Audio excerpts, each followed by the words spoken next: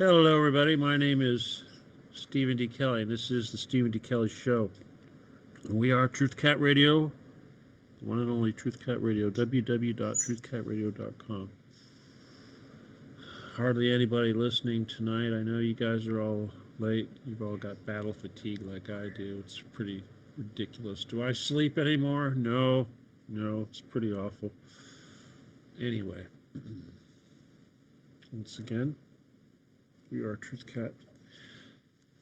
And it is September 18th, the week after 9/11, 8 days after the assassination of Charlie Kirk. It's now 6:01. So a lot of things have happened in the world, have changed, and it's all very ugly, very hateful, you could say. The title of tonight's show is Hate Speech. Let me repeat that for you. Hate speech. Now, it's very important for everybody to remember that from this point on, everything that you say, every word that you say is important. It's critical. Your thoughts, your speech, what you say, how you affect other people, your ideas, your knowledge, your information that you try to share, your intentions that you try to share with people, your ideas. You need to think twice about it. And I'm not trying to tell you not to do it, but I'm trying to tell you to choose your words carefully. Because from here on out, for sure, all of your words will be measured. They will be put on a hate scale. How much damage you do. So we need to do some analysis here, and I want to do more than just talk about this word hate, because obviously I need to talk about Trump, I need to talk about Epstein, I need to talk about Kash Patel, and I need to talk about religion, and I need to talk about our founding fathers of this country and their ideas of religion and morals, and certain religions in particular, and why those religions were deemed, shall we say, more of a useful moral model than, say, others. I want to examine polytheism and monotheism and this whole concept of having a nation established under the idea of a single God. Now, obviously, the founding fathers, people argue and they'll tell you all sorts of things, and obviously they were Masons, so they had some corrupt ideas. And even then, the real corrupting influence didn't even take over the Masons until 1776, which of course was the Illuminati. Weishaupt, Jacob Frank, Nathaniel Rothschild, or was it Meyer Amschel Rothschild? One of these assholes. Anyway, that's that enemy that we kept talking about. I want to remind you of the show title that we did last week, because apparently this is an idea that's taking hold in the country, and that is Mossad did it. I got to cover this hate definition. It's really hard not to talk about Charlie Kirk. But I need to mix this all together, and I think before I dive into all of it, I need to remind you the critical theme here. And the critical theme is Jesus Christ. And your ability to say the name Jesus Christ in public or otherwise. And your belief system and your morals based on the teachings of Jesus Christ. And I'm not talking about a religion, because I've come to feel that this organized religion concept is the problem. It's part of the problem. We need to examine that. But again, before I go on, I just want to say, I want to reaffirm that no matter how you feel about Charlie Kirk and the fact that his organization was completely overridden with Zionist money and let's just say, mafia, Chabad contributions and control. He was rebelling against it, and he died talking about Jesus. And as I said before, we should all wish to be so fortunate. I mean, my God, there's no better ticket to being welcomed into the gates of heaven than what Charlie Kirk did. Right before he was shot, of course I paraphrase, but he said that Jesus Christ was crucified for us. He rose 3 days later for us. He went to heaven, and our sins were forgiven. He died on the cross for us. He said, Christ is King. Next person up at the microphone was talking about shooting, and that's when he got shot. But he reaffirmed his faith in such a perfect way. Because, he acknowledged that his salvation was through Jesus Christ. That's what they had to shut up. That's what they had to crush. Because he wasn't talking about Israel. Before he died, he said a lot of things, but he did also say that he questioned the media. He said that maybe it's time for us to stop believing everything the media says about Israel. And he also said that he'd been to Israel, and he said there's no way that October 7th could have been done without stand-down orders coming from the military because it was so heavily guarded. That alone right there is getting him killed. Donald Trump, what does he do today? The genocide is ongoing right now. This genocide is ongoing right now. The United Nations Security Council, 15 votes to condemn Israel, to call this a genocide. The lone veto came from a bitch from the United States, a freshly minted Jew woman.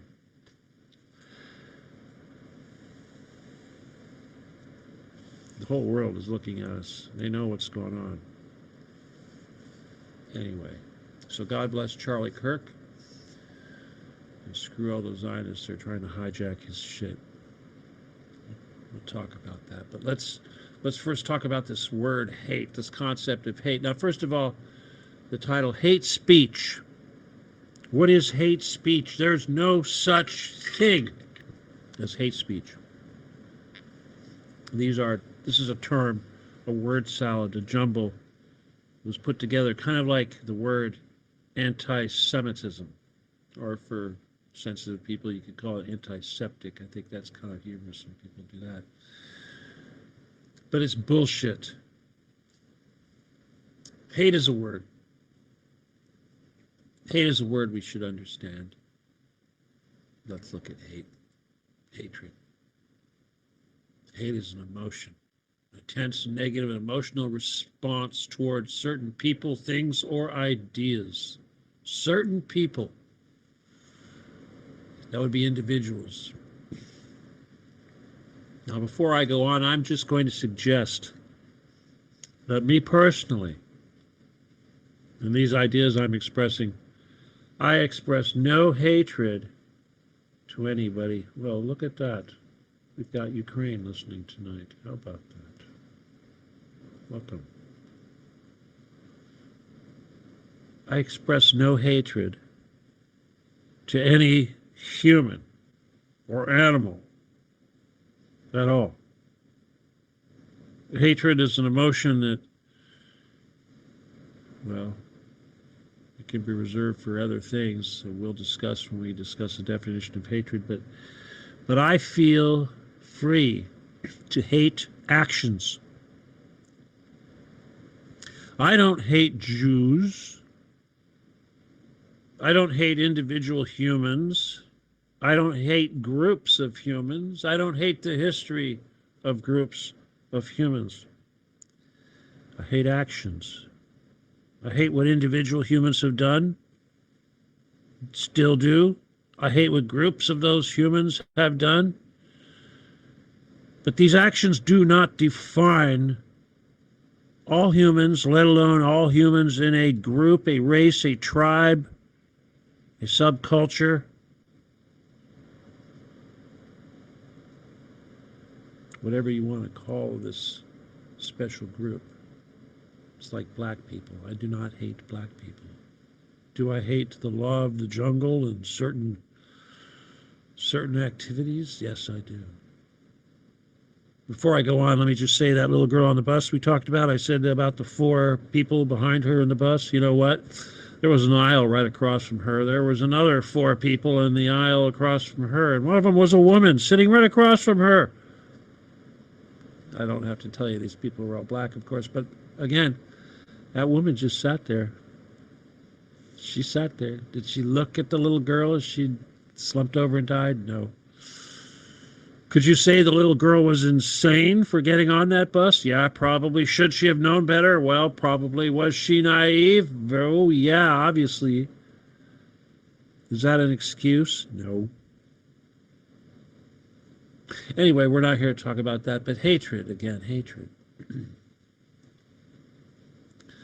Well, you know, there are people that come up with all sorts of different definitions and perspectives, and philosophers have different ideas of the nature of hatred.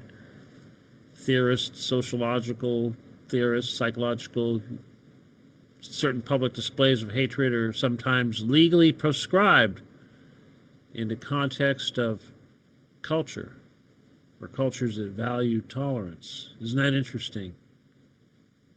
Such as Israel. Hatred may encompass a wide range or graduations of emotion, have different expressions depending on the cultural context and the situation that triggers the emotional or intellectual response. Based on the context of which the hatred occurs, it may be viewed favorably, unfavorably, or neutrally by different societies.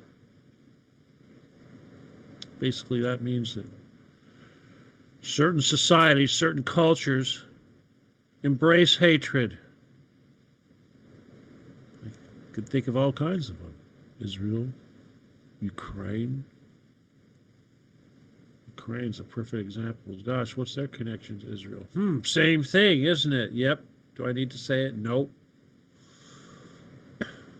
Let's see. Hatred. Different forms of hatred. It can be short-lived or long-lasting, low intensity, high intensity. It can be learned as a response from external influences, such as being abused, misled, or manipulated. In other words, it is accepted that this hatred emotion is commonly the result of someone being abused, misled, or manipulated. You know, lied to. As a general rule, hatred is a deep psychological response to feeling trapped or unable to understand certain sociological phenomena. Like, why do these assholes keep fucking us? Let's see. Robert Sternberg said there's 3 main elements of hatred. He said, now this is one I think that is important and I'm going to bring out because, you know, this one I think is something that I do not want to ever suggest that I am capable of, but at the same time, I think this is something that is most often associated between a man and a woman, and that is a negation of intimacy by creating distance when closeness had become threatening.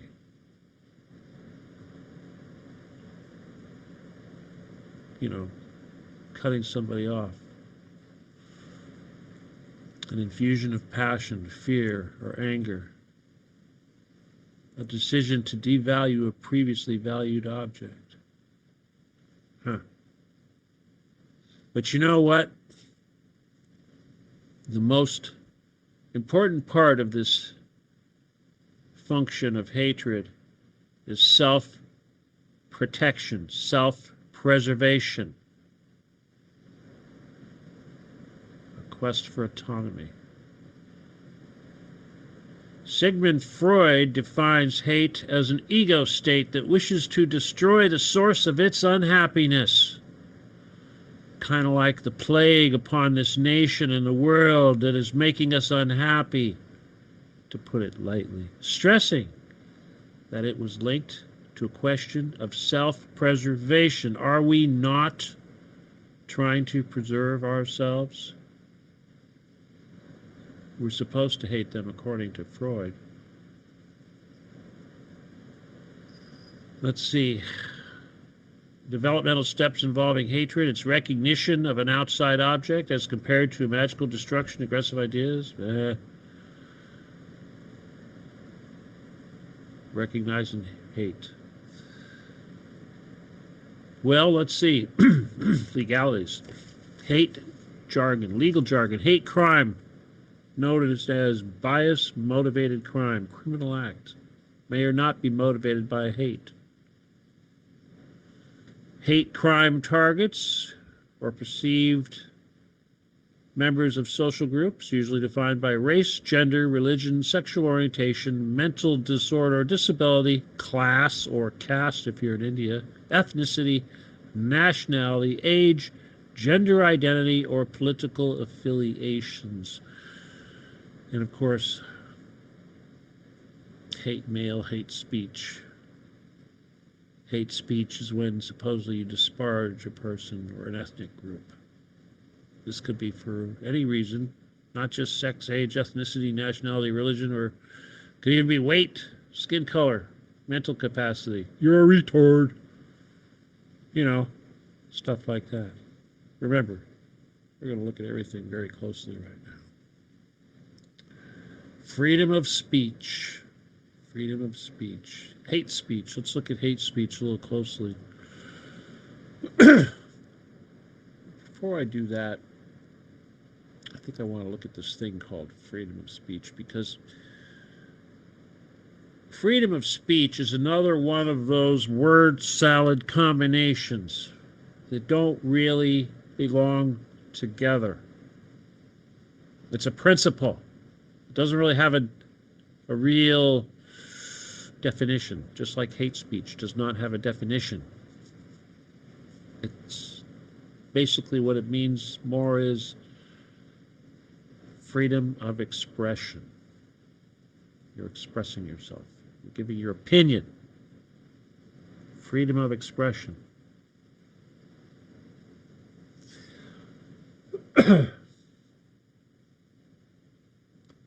Well, obviously in the United States,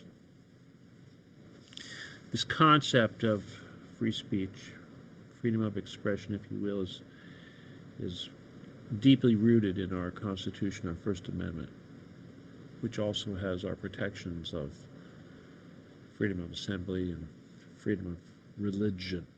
Religion, of course, being a very, very important principle of all of this, as we will discuss more in depth. Again, not telling you that religion is important, but telling you that it was important with respect to controlling people, controlling the population through shared morals, ability to get together.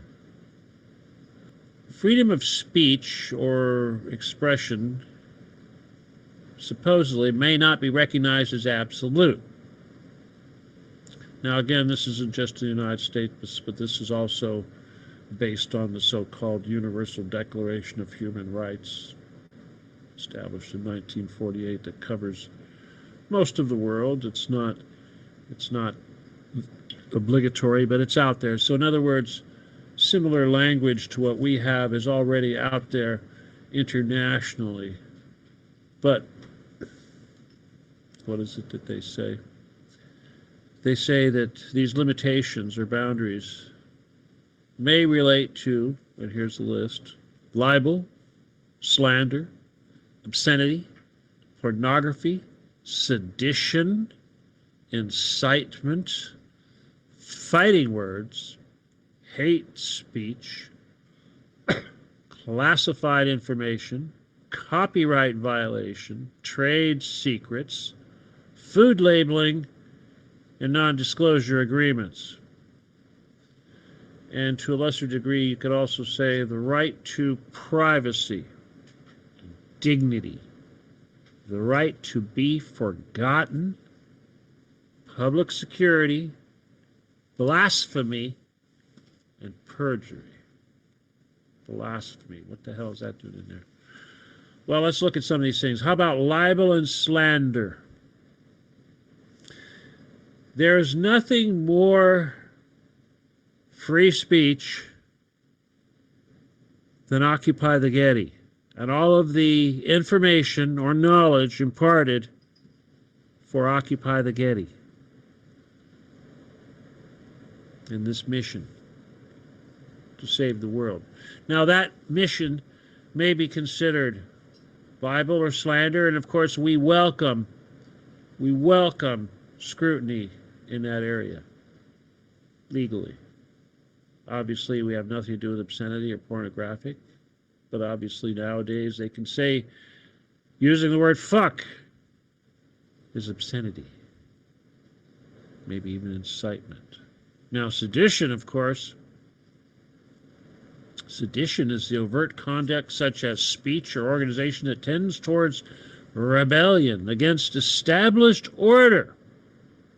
It often includes subversion of a constitution and incitement of discontent toward or insurrection against established authority. Like the people that run the world that actually kill our children under our feet, that established authority, the one that isn't supposed to exist, and yet it does, because we have criminals in authority like Kash Patel and the FBI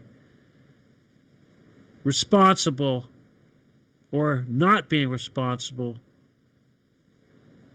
for the cessation of these crimes. So is it sedition? Probably. Is it incitement? That's the encouragement of another person to commit a crime. You mean like sedition, libel, or slander?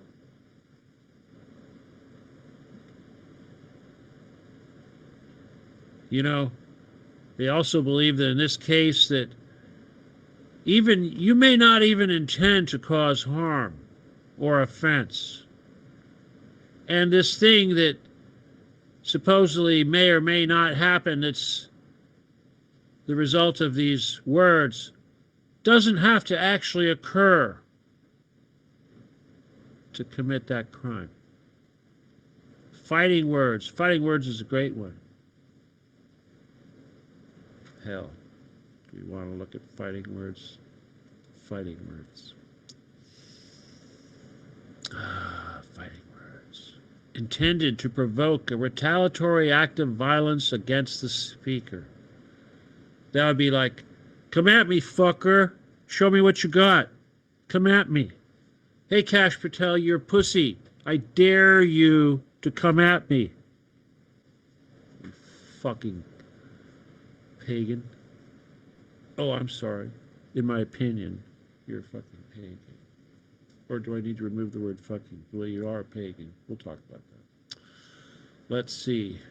Words that inflict injury or tend to incite an immediate breach of the peace. Breach of the peace. You mean like occupying the Getty? Would that be a breach of the peace? Let's see.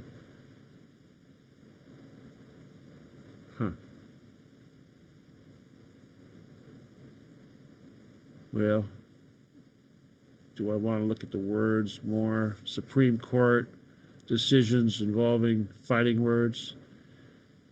The Supreme Court held in 42, it said that insulting or fighting words, those that in their very utterance inflict injury or tend to incite an immediate breach of the peace, are among the well-defined and narrowly limited classes of speech, the prevention and punishments of which have never been thought to raise any constitutional problem. Never thought to have raised any constitutional problem. In other words, they don't know. In other words, it's bullshit. They're making it up.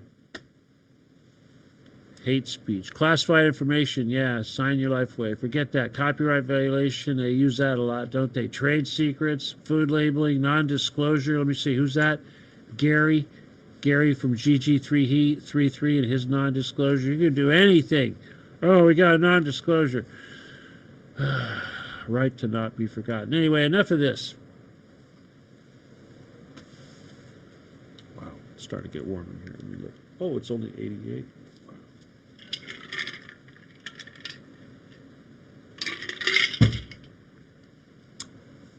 You know, this concept of anger, I think, as Freud and some of these other philosophers and psychologists, people types have pointed out, is based on threats to our lives, our safety, our futures, our well-being, our health, lives.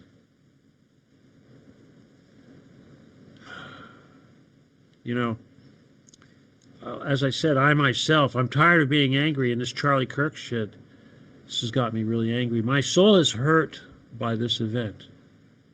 It's hurt. I don't want to say it's caused hate, but my lack of ability to dump this negative emotion is cumbersome. It's painful, and it's not going away. It's an ongoing daily thing. I know a lot of people are feeling it, and of course we'll be told that it's hate.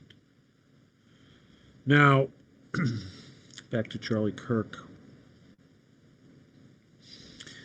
If you look at all the countries in the world and all the leaders of all these countries and these various groups and societies and cultures and what have you out there, of all of them out there, one of them has gone out of its way to bend over and make many, many appearances in the media, flat out denying any connection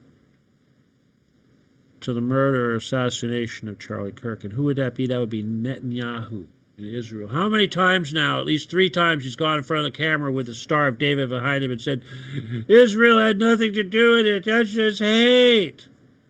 I'm surprised he didn't blame it on Hamas.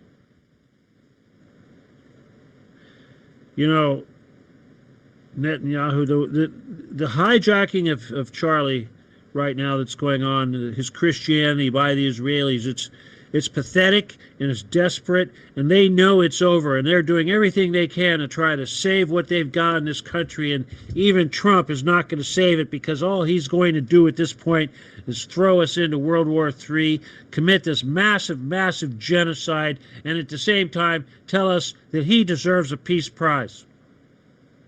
And the whole world is going to hate us, rightfully so, for not stopping this. Charlie questions it all. But you know, that's the thing about Charlie, I have to say, is that the way he said these things, the way he engaged people like Bill Ackerman or that idiot Ben Shapiro, he didn't say de facto, this is what's going on. He said, what if? How about? Is it possible? Maybe the media is not telling us the truth about Israel. Maybe it's time we stop believing everything the media tells us about Israel.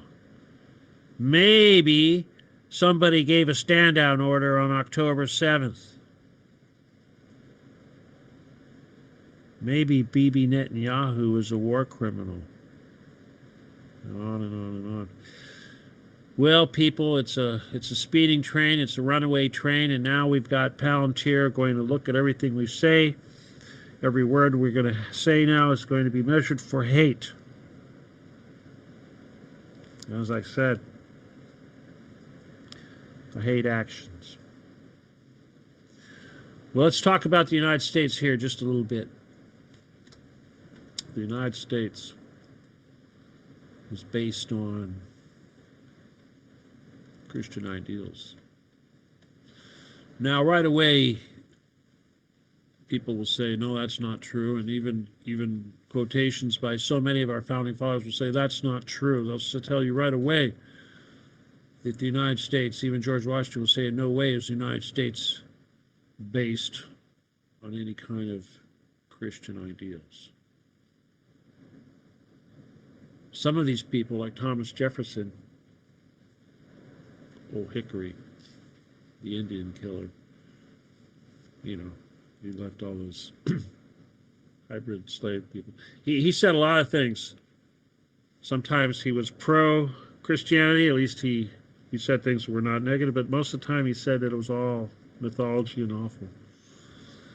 But there's quite a few good quotations that support it. And they give you an idea of how our society was based. Let's see. Let's start with Noah Webster. The Christian religion in all its purity is the basis, or rather the source, of all genuine freedom in government.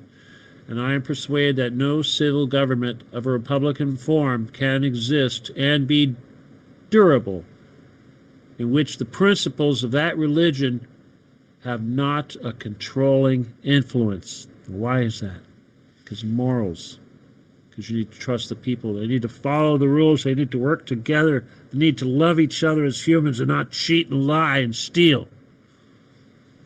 They need a fear of God. John Adams said, our Constitution was made only for a moral and religious people. It is wholly inadequate to the government of any other. In other words, if you take away the moral religious nature of our country and the people who live here, the Constitution no longer works because it's based on these ideals. No, I'm not saying religion is right. I would abolish religion, but we need that moral thing. Thomas Jefferson, can the liberties of a nation be thought secure when they have removed their only firm basis?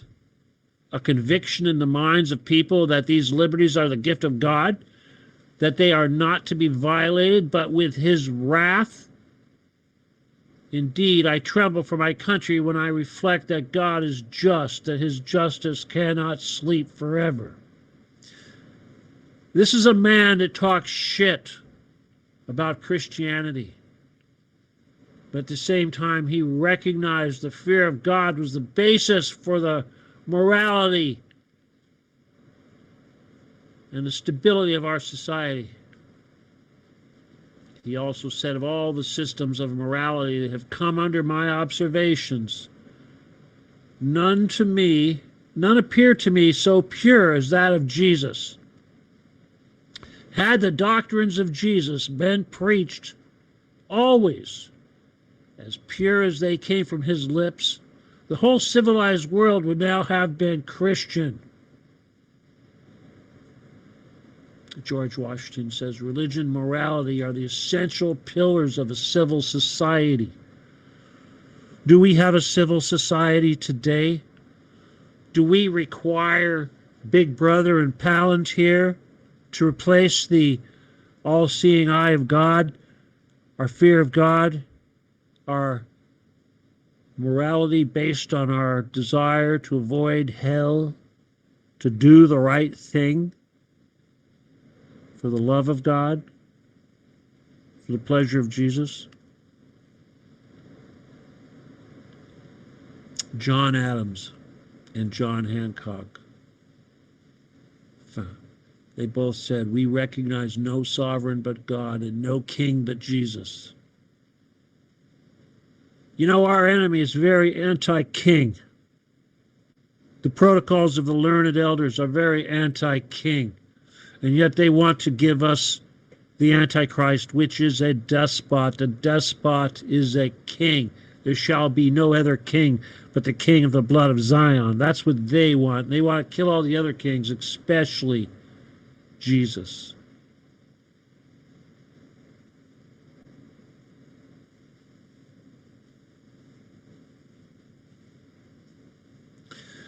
Well, you know,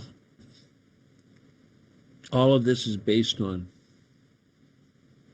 monotheism. It's Christianity. When they throw in this Judeo thing, the only connection, of course, is the fact that Jesus was born in Israel, or born in the Holy Land, and was of that tribe. Now, before I go any further, I'll just remind you that my feeling here, you don't, a religion is not in your genetics. Tribes come and go. Genes are in you. They're in your DNA. They're what make you. But your DNA may carry the history of your DNA, but it does not carry the history of a country.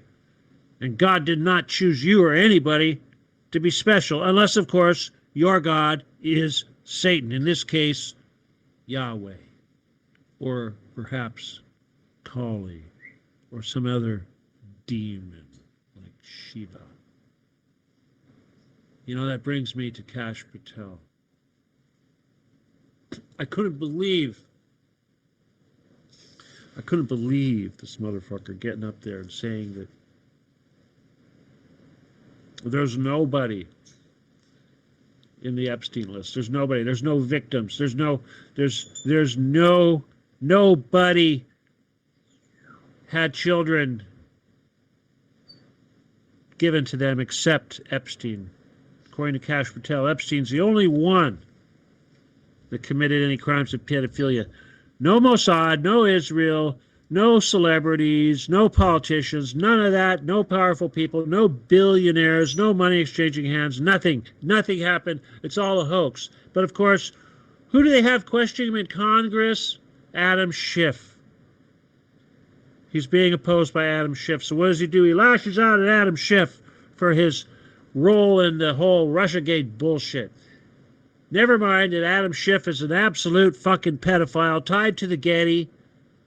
Known instances of murder and pedophilia at the Standard Hotel. We all know he's a dirty pedophile. But what do we have in our government? We have pedophiles pointing fingers at each other, like Donald Trump. Here we have Donald Trump in Britain right now being hosted by Charles, another massive pedophile, murdering Satanist bastard, with his consort whore wife, and Donald Trump and his, whatever you want to call her. You want to call her a victim? Either way. What's the difference between her and Camilla? Not much. Well, let's talk about Kash Patel. You know, Kash Patel. I see him up there being sworn in Congress. Remember, this is supposed to be one nation under God, all that sort of thing. Swear, you know, we use Bibles and stuff like that. Never mind, we're supposed to be a open society. Again, fuck that. But you see him up there swearing. What has he got? He's got that damn red string on his wrist. Oh, well, that's okay. That's just for good luck, right? No. It's satanic. All right? It's satanic. It's Kabbalah. It's mysticism. It's satanic. It's pagan. Now, in the Jewish faith, they say, well, you know, you can wear it on your left hand or your right hand. It means different things to different religions. Could be Hindu, could be Hebrew mystic. Well, you know, here's the thing. Hindus, they worship at least a dozen deities, gods. These are demons. Krishna was a guy that was so pale, his arteries made him look blue. They thought he was blue. No, he was just pale. He was an Aryan. They all think they're Aryans. You know, Kash Patel thinks he's an Aryan. His family thinks they're Aryans. They trace their ancestry back to a part of India that considers themselves Aryan. Isn't that amazing? Well, again, Hatred. Hatred for religions. Do we want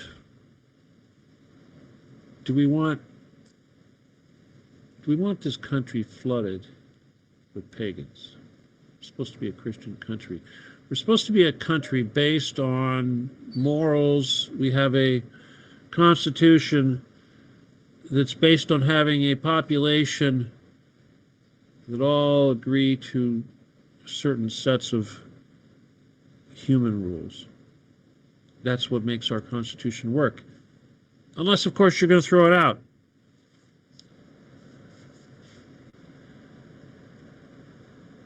Kash Patel. You know, when you look at Kash Patel, I wonder why is he such a Zionist? How in the hell is he so connected to this whole Zionist Israeli thing?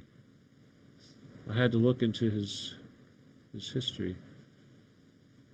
When he did the first big clue was his senior year quote.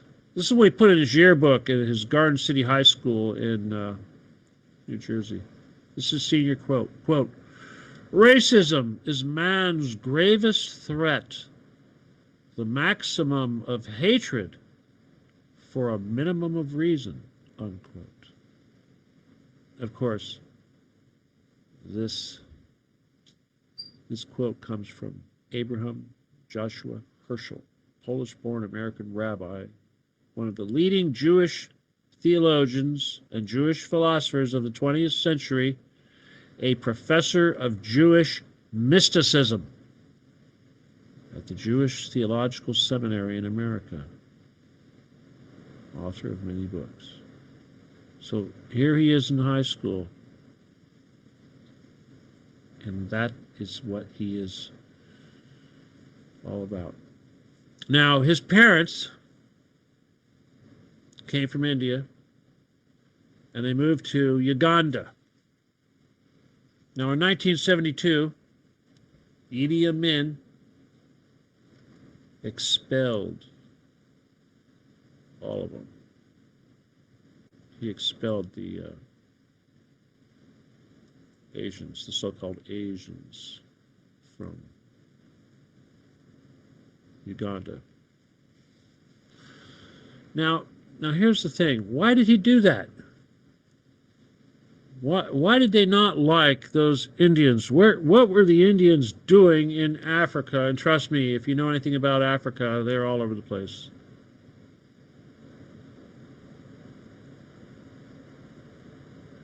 Well,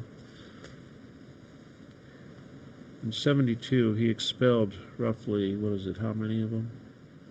Well, there was quite a few, but they made up about 1% of the population. Now, these people had been imported into the country by the British. Why did the British bring in the Indians?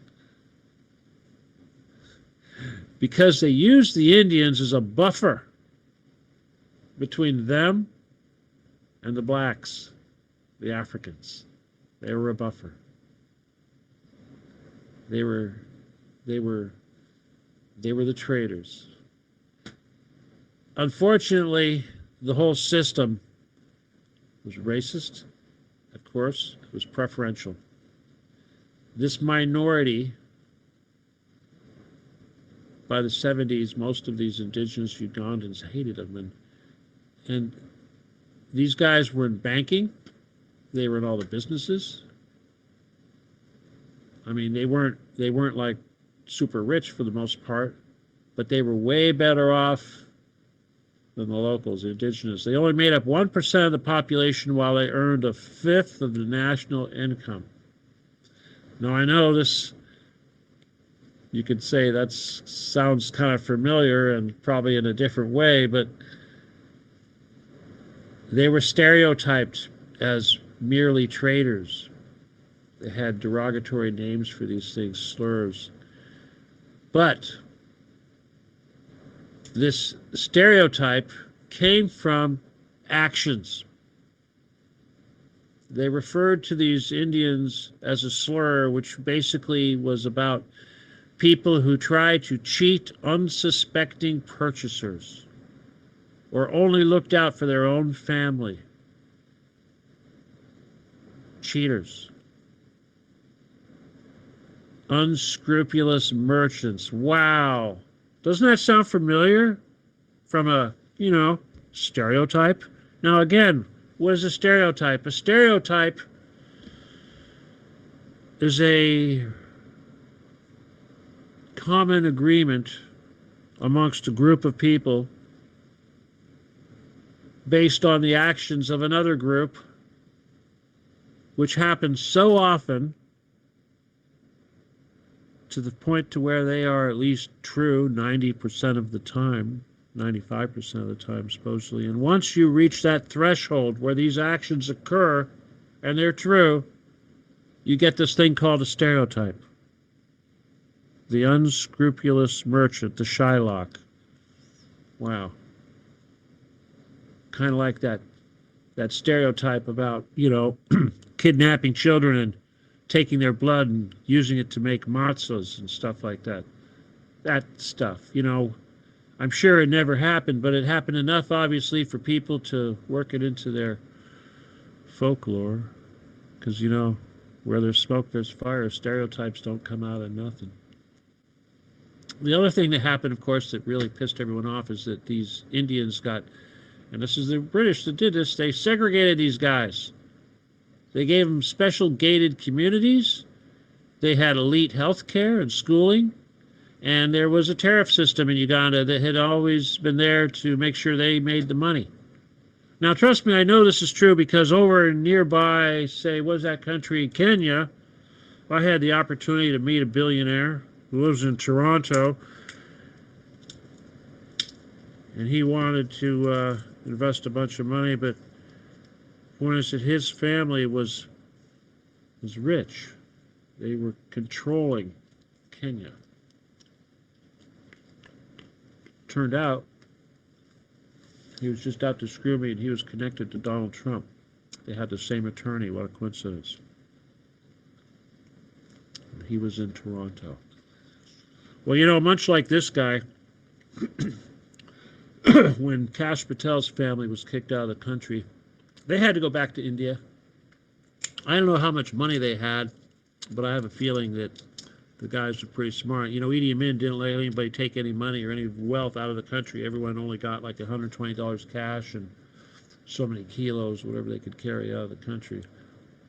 Obviously, he screwed the country when he did that, but hey, kind of like what would happen if, well, let's not say it.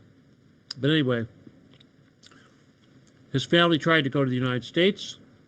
They were denied. They went to Canada, settled in Canada. And like so many of these people, once they're in Canada, they made their way into this country. And how do they do that? By getting a job. In this case, Kash Patel's dad got a job as an accountant, a chief financial officer for a bearing company. So that's what happened. Well, anyway, if you look at Kash Patel's upbringing, you'll see that, yeah, he's a Zionist, and he's closely connected to Donald Trump. He always was, and his whole thing from a very early age was defending Donald Trump with this whole Russiagate nonsense. That's all he thinks about. I really don't want to focus on him too much because we're almost out of time, but the point is that if it was up to me, pagans, polytheists, people that are not of this Christian culture, which apparently was part of this nation, they can't be in the government. You can't have what's going on now. The system has to be changed. Is that sedition? Yes, it is. Why? Because the system we have are baby eaters, baby killers. And they're hiding it so well. And they murder people like Charlie Kirk with impunity. You think it's legal what Donald Trump is doing in Venezuela? You think the Navy blowing up boats in the Caribbean, you think that's legal? Hell no. Everything he's doing is illegal. and yet everybody kisses his ass. God bless Vladimir Putin. I'm not going to spend too much time on this. Obviously, I'm still very angry, and like I said, everything we say now is going to be weighed against us. And is this hate speech, what I'm saying? You know what I'm saying when I say Mossad did it. Donald Trump wants to, he greenlit Indians, visas, applications, greenlit. He wants to flood the country with these people. Why is that? Is that to create a buffer? Is it the same thing? Is it slave labor?